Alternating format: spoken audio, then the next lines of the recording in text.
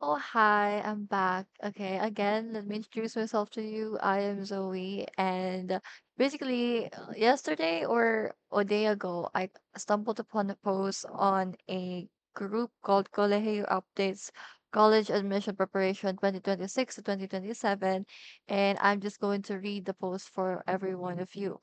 Kasing-sisi talaga ako na lumaki ako sa environment ba may gentle parenting at kung ano lang kaya ko, okay na yon. Nanghihinayang ako kasi kahit kaunting tulak man lang na nagawin yung best ko, hindi ginawa ng parents ko. Di ko naranasan yung mapingot o mapalo dahil may line of seven, kundi okay lang yan, grades lang. Eh di umulit kong baksak. Akala ko sobrang mahal talaga ako ng parents ko. Pero hindi, nanghihinayang ako, hinayaan nila akong ganun. Na nasa isip ko, okay na to. Mindset na okay na to, guess what? First year of college, nakakanga, walang scholarship dahil di qualified in grades. Although I did my best sa entrance exam, dun lang ata pinaka-memorable na achievement ko, ang makapasa. Pero nahihirapan ako, mahirap kasi mas lalo pang mahirap na hindi umabot grades ko sa mga scholarships, kahit city scholar wala. Sana habang kaya pa, encourage nyo anak nyong gawin best nila lalo na kung junior high pa lang. Hindi yan basta number lang. Makakatulong yan sa future nila. And when I said makakatulong, malaking tulong po yan. Imagine the opportunities from City Scholar, TUST, SM Scholarship. So, I do get the point that yes, there should have been pressure and like a little bit of push from the parents, pero personally, I also have parents like this. My mom and my dad that never like forced me or like pressured me to do well in school, but di naman sa pagmamayabang, I still have like achieved a lot since I was in the kindergarten. Maybe the first time na napalo ako dahil sa grades is hindi ako marunong magbasa nung kinder. And nandito si mama, and alam niya yon, and the rest is like bahala ka sa buhay mo.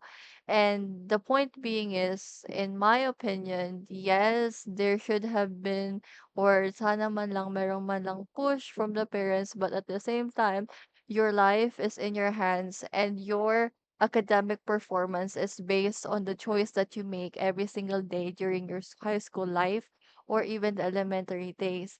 And for me, I chose to be excellent in everything that I do because I know for a fact that in the future it will be rewarded. And that is one thing that I have been knowing since I was a kid. Yes, there should have been a pressure from outside, pero you have the power to give yourself a little bit of pressure. A word of advice to everyone who is listening here: when I was in college or when I was in high school actually, nagkaroon ako ng mannerism at saka habit na kapag hindi ako naka-achieve ng 85 pataas sa grades or hindi ako nakapag-achieve or nakapasok sa program na 'to, I'm gonna do this or I'm gonna do that or I'm gonna stop doing this for muna.